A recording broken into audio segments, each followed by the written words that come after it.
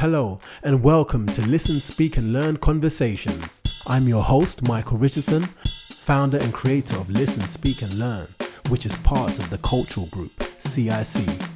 Join me as I scour the United Kingdom, inquiring and asking the public about language, cultural identity, cultural awareness, and its place in today's modern diaspora communities.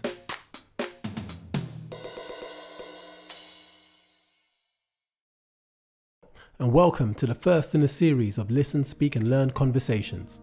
For years I've been intrigued as to why so few second and third generations born in the United Kingdom speak or understand their mother tongue.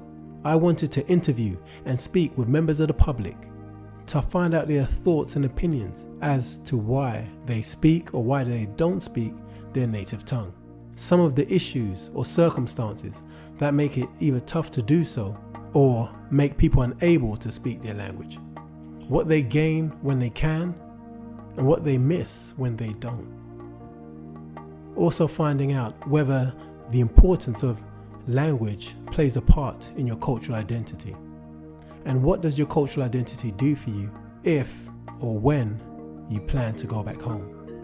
Whether on holiday, temporarily, or longer term. So, as I travel the country, I'll ask people varying questions just to gauge their thoughts and opinions.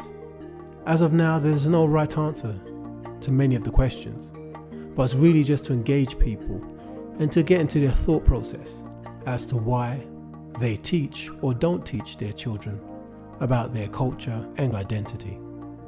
Is there something we're missing if we throw the baby out with the bathwater? What is lost if you don't teach your children your culture or your language? What do you gain through not teaching them? All these questions are put out to members of the public, of people of different ages and different backgrounds, just to see and understand what they think or feel about their culture and their heritage. Well, join me. This is the first in a series. Once it's all said and done, leave your comments on this page or write in if you have any questions you'd like me to pose to members of the public. Question number one. Do you identify Africa as your motherland? Yes. Question number two. Culturally, how do you identify yourself? As Zambian African. Question number three. Do you have a native tongue? Yes, Bemba. Do your children speak your native tongue? Yes, he's just learning. He's the only one and he just turned 2, but he understands. Why are you teaching him? I think that it's something that has shaped who I am, and I think the values and an identity are very key. Now I realize that some people describe themselves or see themselves as being African British or British African or whatever the case that is. But I think at the bottom line is that there is really no such thing. I mean, yes, we can share culture and we can exchange ideas, but unless you have a place to really pinpoint where you originate, especially if you have black skin, the only place you can pinpoint as a real home is Africa.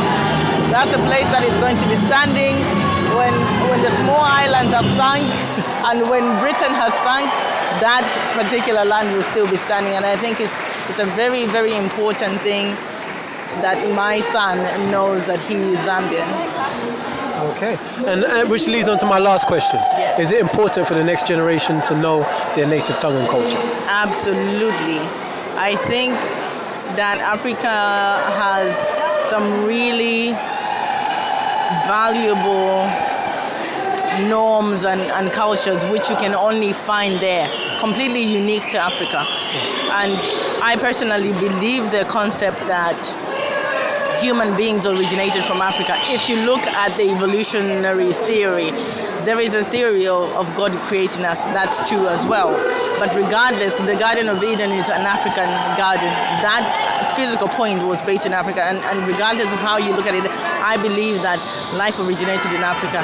And all of the other cultures borrow something from African culture, is what I believe. So I think that, regardless of where somebody is from, it's very important for their children to understand and to know the values, because that identity that you have, I think without that, if you miss out on that, you will never truly be satisfied. You'll be looking for something that you have to explain about yourself. And that's why, to me, my children will know exactly where they would have stepped on Zambian ground. They would live in Zambia for years at a time and not just live here and know it to be a reference point. I want them to go and understand what it means to be able to pick your food from your garden that you've grown yourself. I want them to taste the life of running around and climbing trees and stepping onto the earth itself and not to paved ground that's been made by man. I want them to connect with their true selves, with life itself. And I think where there is nature, there is life. And my children will definitely have that. Can I come back to Zambia as well? Yeah, of course. Welcome anytime. All right, thank you very much. Thank you. I hope you enjoyed listening to this edition of Listen, Speak and Learn Conversations. I hope it was informative for you. I'm your host, Michael Richardson, signing off.